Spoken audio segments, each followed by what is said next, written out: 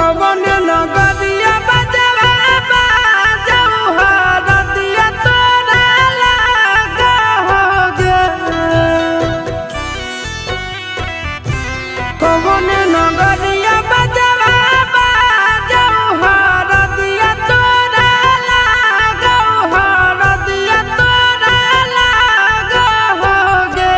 जानू गे सुनी के कर जा हमर फाटो हो दरदिया कोई नहीं बाटो होगे।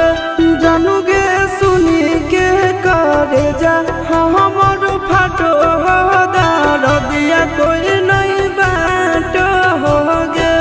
पूर्व नगरिया बजवा बाजऊ हरदिया हमारा लागो हरदिया हमारा लागो हो रे। सोना रे घरवा के लोग बहई मनवा मड़वा बैठी डाटो हो रे। सोना रे घरवा के लोग बहई मनवा मड़वा बैठी डाटो हो रे।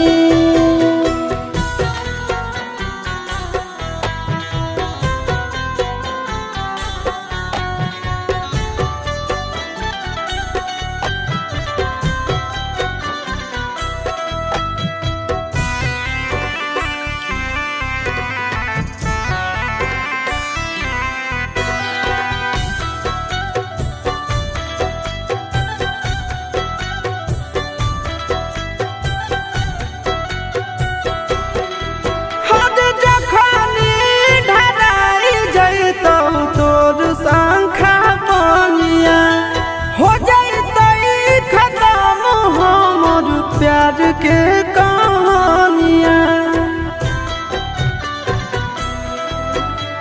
बुझे मजबूरी नहीं है हमर कसूर रे।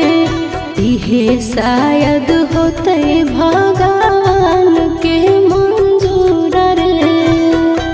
काठ के करे जावा बनैले नी दया नहीं आबोगे। जानू गे सुनी के करे जा हमर फाटो हो दरदिया कोई नहीं बाटो होगे।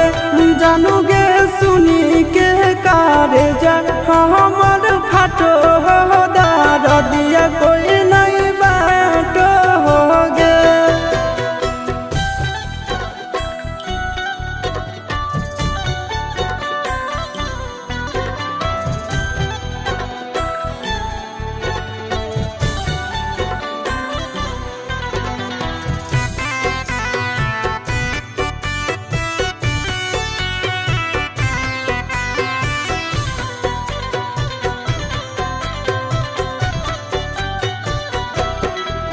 आगे तोरे नाम धड़को है दिल के धड़कनवा।